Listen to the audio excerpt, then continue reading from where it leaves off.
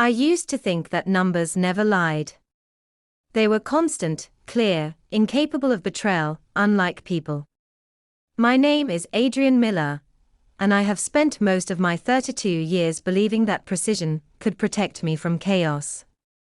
But life inside the Miller family taught me otherwise. Our mansion at Hollow Ridge Estate stood like a marble monument to ambition. My father, Richard Miller, built Militech Infrastructure Group from the dust of small-town contracts into a global empire. He ruled boardrooms the way kings rule courts, with charisma sharp enough to cut.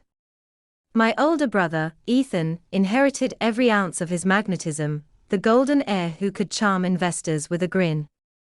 My mother, Clara, drifted between them, graceful and gentle, the only softness in a house made of stone, and then there was me, the quiet one, the numbers man, the adopted son no one mentioned, but everyone remembered.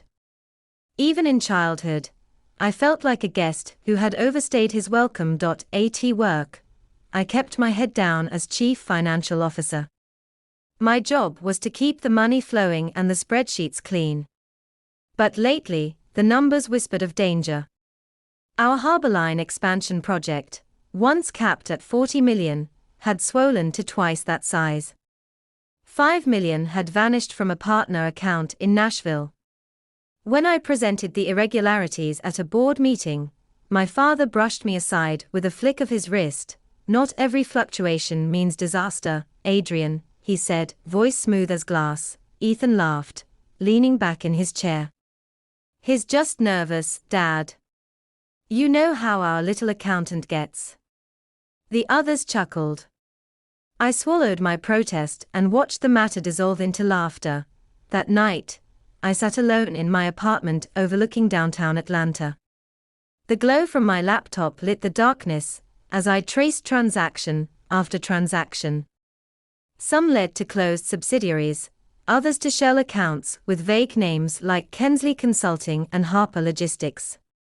My stomach tightened with every discovery. Something was rotten, and the stench led back to my own family. I confronted Ethan one evening after the office emptied out. The fluorescent lights hummed above us as I held the printouts in my hand. "What is this?" I demanded. He scanned the papers, then smirked. "You really don't get it, do you? The world isn't a ledger you can balance, little brother. Some deals need flexibility." "Flexibility?" I shot back. "You mean fraud?" He laughed softly and clapped my shoulder. "You worry too much. Maybe you're not cut out for this." I left before I said something I'd regret, but inside, fury burned like acid. The next day I went to my father. His office occupied the entire top floor of Militech Tower, a cathedral of glass and steel. He didn't look up when I entered. "Dad," I began carefully, "the Harbour Line expenses are wrong. Someone's moving money off record." His pen paused mid-signature. Then, without meeting my eyes, he said, "Your job is to keep the books in order, not question my decisions." A dismissal. A warning. Both. When I returned home that night, my phone buzzed, a message from my mother. "Dinner tomorrow. Just us. Please come." The following afternoon, sunlight spilled across the marble floors of the Hollow Ridge sitting room. Mother poured tea, her hands trembling slightly. "You and your father have grown so distant," she whispered. "Promise me you'll be careful, Adrian. He's under pressure." "And Ethan?" She trailed off. "I just want the truth," I said. She smiled sadly. "Sometimes the truth breaks more than it mends." Her words stayed with me long after I left. Days later, an invitation arrived. Family dinner to celebrate unity. It sounded rehearsed, too polished. Still, I went. Dusk painted the estate in amber light as I drove up the long, winding road. Laughter drifted from the veranda, the clinking of glasses echoing through open windows. When I stepped out of my car, my phone buzzed again. A new message, no sender listed. "Be careful tonight. They know what you found. My pulse quickened. I scanned the driveway, only servers and chauffeurs. I slipped the phone into my pocket and forced a smile as I entered. Inside, the air was thick with perfume and pretense. Executives mingled with shareholders, their laughter brittle. My father stood at the center, booming and confident. Ethan floated beside him like a shadow of pride. Adrian. Richard exclaimed, arms open.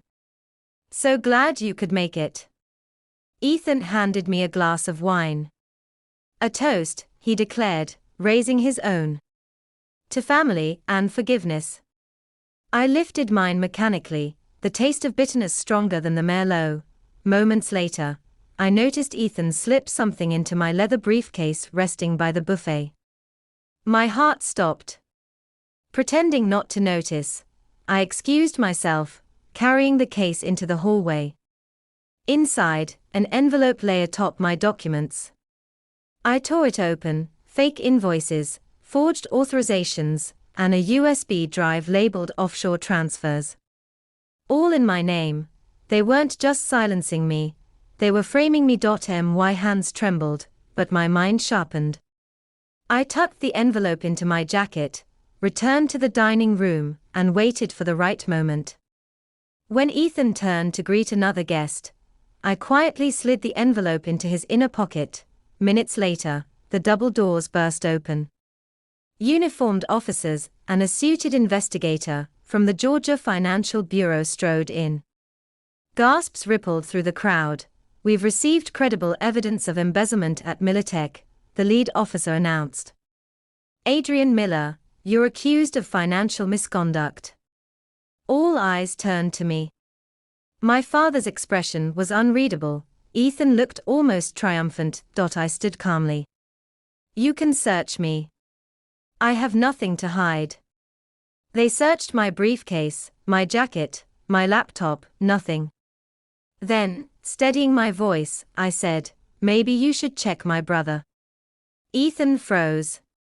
The officer reached into his jacket and pulled out the envelope. Silence fell like a hammer. Ethan's face drained of color. This isn't mine. Someone planted it. The investigator flipped through the papers.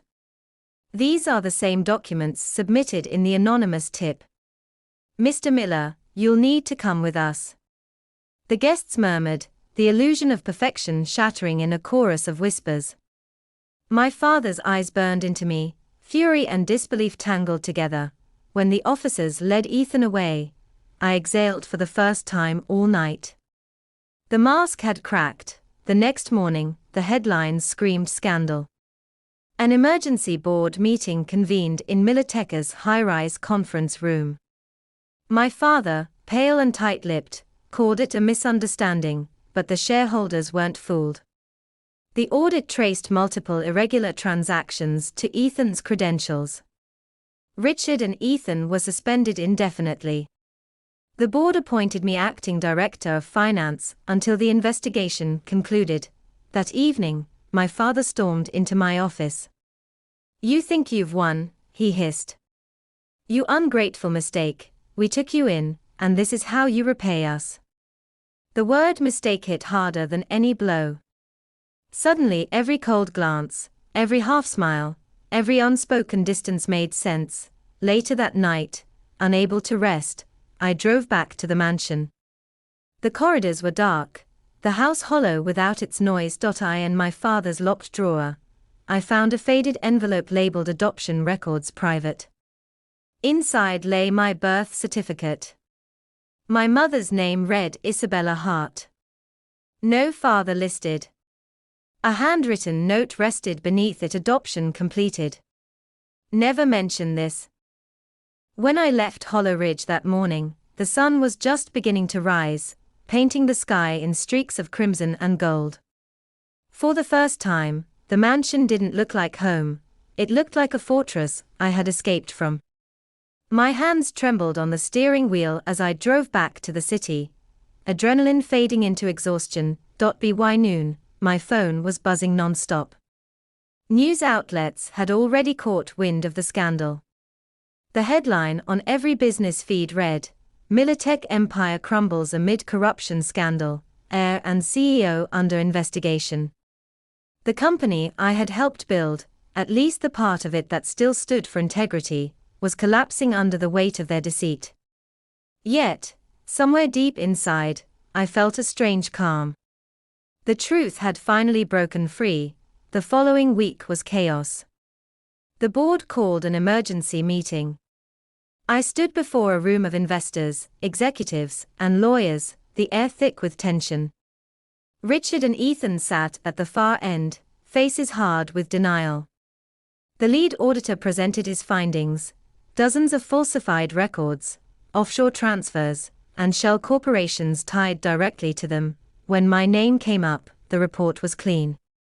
Mr. Adrian Miller not only identified the discrepancies, the auditor said, but his financial reports were crucial in uncovering the fraud. Silence followed. I saw Richard's jaw tighten, Ethan's glare burning holes through me. Then, a senior shareholder rose. We need new leadership, someone who values honesty over ambition. The vote was unanimous. Richard and Ethan were terminated from all positions. I was appointed Director of Restructuring and Ethics Compliance, a title that felt more like redemption than reward, but victory, as I soon learned, can feel hollow when your heart is still wounded. 4 months. I poured myself into rebuilding the company. I worked 12-hour days, analyzing contracts, cutting waste, and renegotiating damaged deals. The Harbour Line expansion project, once a symbol of corruption, was revived under new management. Slowly, confidence returned. Employees greeted me differently now, with respect instead of pity. Investors who once ignored my reports now asked for my advice. Still, every night, when I looked out over the Atlanta skyline from my apartment window, I felt the same ache. I had exposed the lies, yes, but at the cost of the family I'd spent my life trying to belong to. Then, one evening, as rain tapped softly against the glass, my phone vibrated. The message came from an unknown number. If you want to know the whole truth, meet me at Willow Cafe by the river. 8 p.m. Something about it felt familiar, the same quiet urgency as the warning I'd received before the dinner at Hollow Ridge. Against all logic, I went. Willow Cafe sat at the edge of the riverbank, dim and quiet, its windows fogged by the drizzle. I stepped inside, scanning the small room until I saw her. A woman sitting alone by the window, her hair silvering at the edges, eyes the same deep brown as mine. When she looked up, the world seemed to stop. Adrian, she whispered, her voice trembling, you look just like your father. My breath caught. Who are you? She smiled sadly. My name is Isabella Hart. The name hit me like a jolt. The same one on the birth certificate. You're my mother. She nodded, tears glistening. I am. I've waited years to tell you. We sat for hours as she told me everything. Decades ago, she'd been a project manager at Militech, a brilliant, ambitious woman who fell in love with Richard Miller before he became untouchable. When she became pregnant, he turned cold, terrified that scandal would tarnish his rising empire. He paid her to disappear. To protect me from his wrath, she agreed to stage an adoption under his wife's name, but Clara, she said softly, your adoptive mother, she didn't want to lie to you. She tried to make him tell you the truth, but he forbade it. She protected you in her own way. I sat in silence, trying to absorb it all. Why didn't you come for me? I tried, Isabella whispered. But every time I reached out, Richard sent threats. He made sure I could never get close. When I learned you were investigating him, I panicked. I was the one who texted you that night, to warn you. My throat tightened. You saved my life. She reached across the table, her hand trembling against mine. No, Adrian. You saved yourself. When I left the cafe, rain still fell in soft sheets, but the air felt different, cleansed.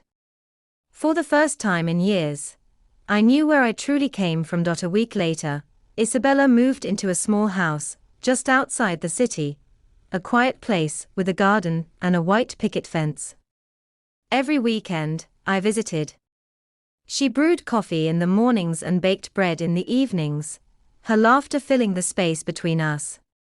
We planted daisies together, her favorite flowers, and watched them grow in neat rows by the window. Sometimes, I'd catch her watching me with tears in her eyes. "You're everything I dreamed you'd be," she'd say. Life began to find balance again. At work, Militech stabilized under strict new regulations and transparent policies. The company that once stood for greed became a symbol of reform. I implemented ethics training, open financial reporting, and anonymous whistleblower channels. The media called it the Militech revival point. One day, during a quarterly meeting, a young intern nervously raised her hand. "Sir," she asked, "how did you have the courage to expose your own family?" The room went silent. I paused, thinking carefully before answering. "Because truth," I said, "isn't about who you stand against, it's about what you stand for. If you don't protect it, nothing else you build will last." After that, applause filled the room, but I hardly heard it. My thoughts were already drifting toward home, the little white house by the garden where my real mother waited. That evening, as the sun dipped behind the horizon, I sat beside Isabella on the porch. The air smelled of jasmine and fresh soil. She handed me a cup of tea and smiled. "You've done so much," she said. "You rebuilt everything they destroyed." I looked at the blooming daisies swaying gently in the wind. "Not everything," I replied. "But maybe the parts that matter." She reached over and squeezed my hand. "You've already won, my son. Not by proving them wrong, but by becoming the man they could never be." Her words settled deep inside me. For years, I'd chased belonging in a family that saw me as an outsider. But now, I realized belonging isn't given, it's built, through truth, kindness, and the courage to start again. Later that night, after she'd gone to bed, I sat alone with a notebook and began to write, a reflection of everything I had learned. The pen moved slowly at first, then faster, as the words poured out. Integrity is not a shield against pain, it's a light that guides you through it. The world may break you, but truth will always rebuild you stronger. And love, when it finally finds you, will make every scar worth carrying. When I closed the notebook, the moonlight spilled across the porch, painting everything in silver. I breathed deeply, feeling peace for the first time in years. I was no longer Adrian Miller, the unwanted son of a powerful family. I was Adrian Hart, the man my mother had protected, the man who had chosen truth over comfort, and the man finally free to live as himself.